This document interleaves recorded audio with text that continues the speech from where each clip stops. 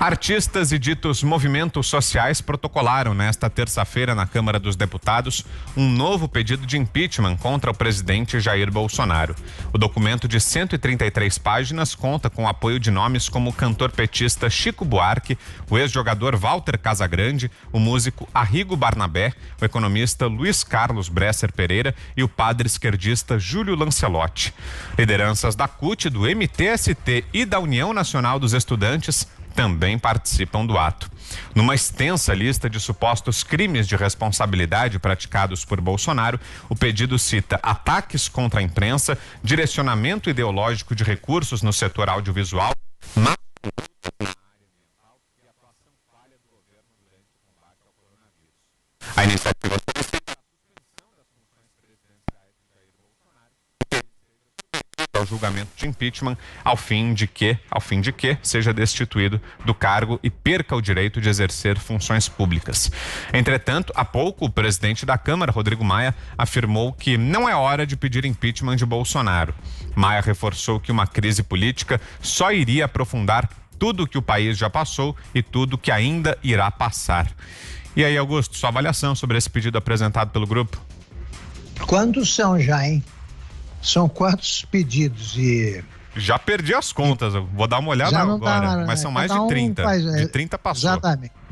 São pedidos individuais agora. É o seguinte, eles querem... o PT jamais aceitou perder uma eleição, né? Repetindo.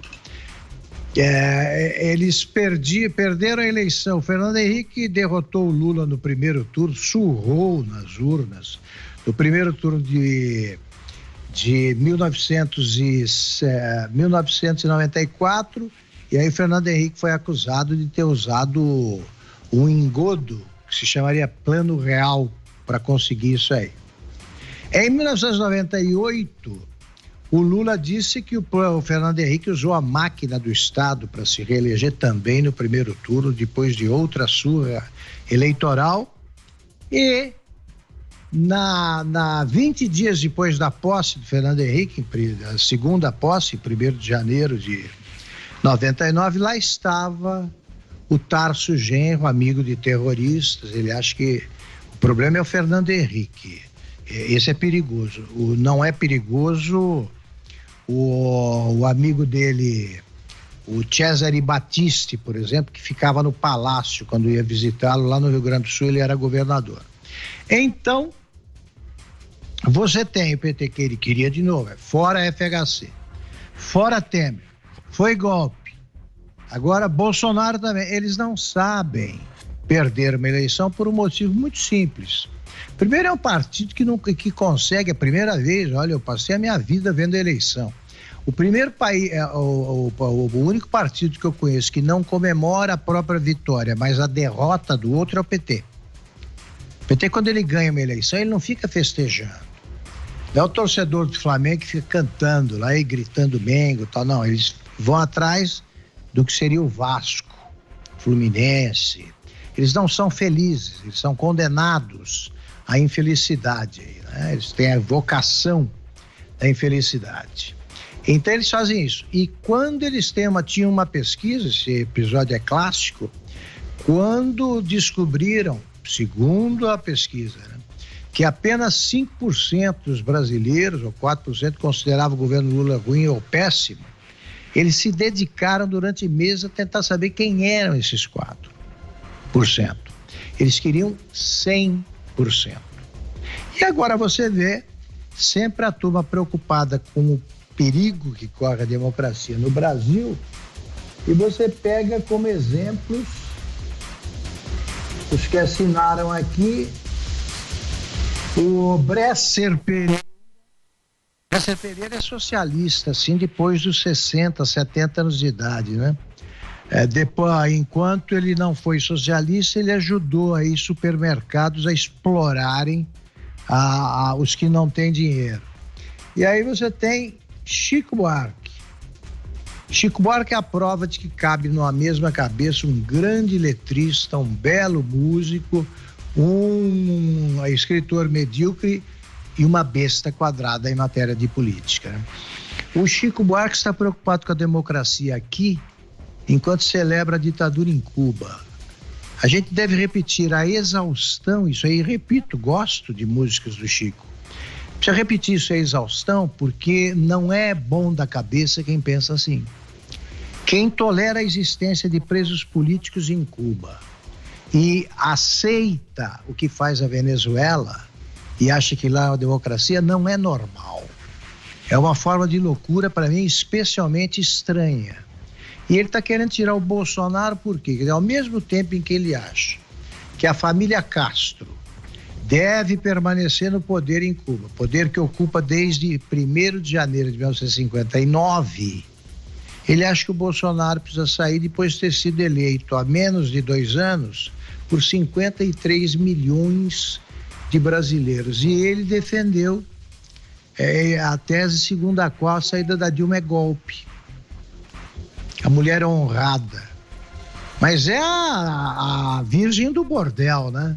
Se fosse mulher honrada, é a primeira vez que eu vejo uma mulher andar só com um cafajeste, só com um ladrão, só com um bandido, mas ela é honrada, né? É uma espécie de santa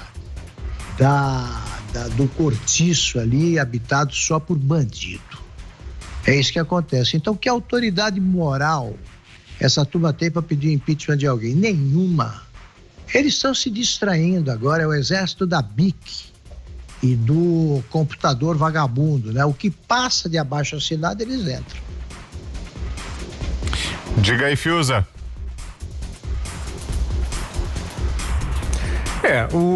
Esse grupo aparentemente desistiu daquela tese do WhatsApp, né? Porque a eleição tinha sido ilegítima e o presidente era passível de impeachment porque tinha sido um golpe de WhatsApp, não era isso? A milícia bolsonarista tinha fabricado ali uma vontade popular. O povo achava que o príncipe Haddad era a encarnação do bem, né, o suplente de presidiário. E aí vieram mensagens em massa pelo WhatsApp, dizendo que não, que o Haddad era ruim e o Bolsonaro era bom, e foi por isso que a eleição teve o resultado que teve. Então, a tese até outro dia era essa, e aparentemente, pelo menos eu não vi aí elencada nesses pedidos atuais, nesse pedido atual, a questão do WhatsApp. Eles estão falando, é uma mistura, eles dizem que é a tese do Gilmar Mendes, né, do genocídio, do coronavírus, eles fingem que o STF não deu a caneta mágica para os governadores e prefeitos, sobre os quais eles não falam nada. Eles dizem também que é um problema da Amazônia, dizem que também é um problema de atacar a imprensa livre no Brasil. Quem está querendo censurar a liberdade de expressão são os adversários até do governo, não é isso? Que estão querendo taxar aí como fake news tudo que não seja a informação oficial, né, da grande imprensa.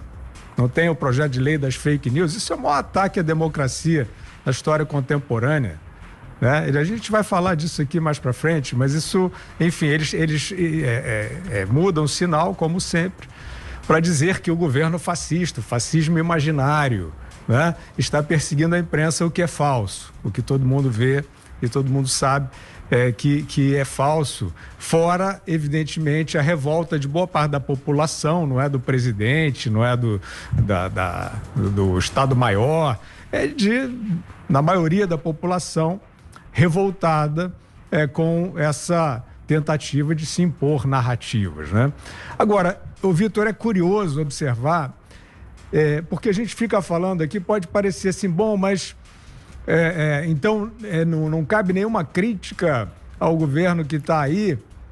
Cabem todas as críticas possíveis e que sejam justas. Agora, esse mesmo grupinho, né, não sei se são exatamente esses nomes, mas essa turminha que quer viver da lenda de ser de esquerda, por isso que eu digo, essa dicotomia direita-esquerda, ela só serve para quem vive disso.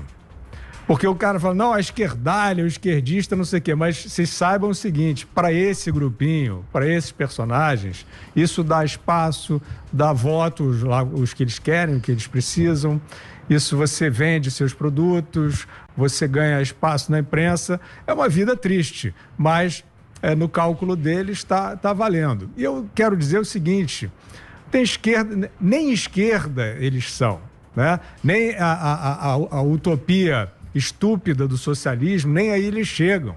Porque quando o Lula foi eleito, em 2002, e o início do governo Lula, essa vai aí para o pessoal que acha, né, que a gente fica aí acomodando com o governo, direita, esquerda, não.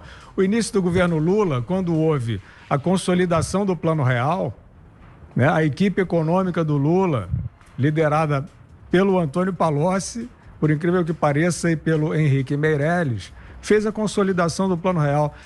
Sabe onde estavam esses personagens que estão aí hoje pedindo impeachment do fascista, da direita, não sei o quê? Eles estavam decepcionados com o Lula.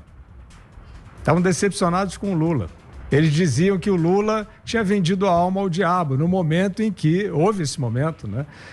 Que quem era responsável reconhecia que o Lula queria aliar, não sei se ele queria, mas a política, as diretrizes dadas no início era aliar uma política de resgate social, Bolsa Família, etc., com a consolidação da reforma macroeconômica, que foi o que foi feito no início do governo Lula.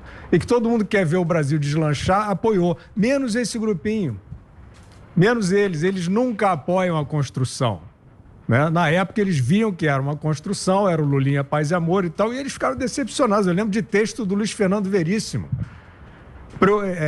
revoltado com o Lula, revoltado com o superávit primário, que é a responsabilidade fiscal, né?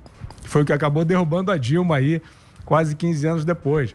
Mas o Veríssimo já dizia, né? O superávit primário era ali o ovo da serpente, era o neoliberalismo, que agora eles estão atrás do fascismo, do bolsonarismo e tal. Então são almas penadas, né?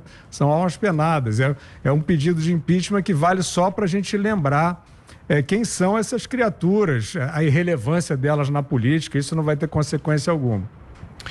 José Maria, só para a gente fechar então esse assunto do pedido de impeachment, peço que você seja bem breve, porque nossa convidada já está conectada aqui, então depois do seu comentário a gente já começa a nossa conversa com ela. Vai lá, Zé.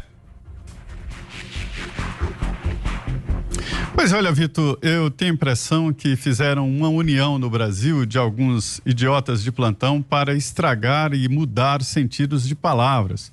Estão banalizando palavras fortes, como, por exemplo, genocídio, fascismo, impeachment e ditadura. Acham que podem simplesmente usar essas palavras de maneira torpe. O impeachment é um momento muito grave no país. Isso não pode se transformar numa espécie de chazinho que se toma quando a situação não está bem. O impeachment, e eu já cobri 2, ele é um processo que envolve sociedade, parlamento e principalmente vontade. A opinião pública tem que comprar a ideia. E veja bem, antes, como muda o mundo, né? Esses aí que assinaram esse documento, antes seria, meu Deus, hoje não representam absolutamente nada em termos de política. Augusto disse bem, gosto muito do Chico, gosto de vários que estão ali naquela assinatura, mas como artistas. Eles não representam a vontade política nacional. E devo informar a esses, vamos dizer, inocentes, úteis, o seguinte: o PT não quer impeachment.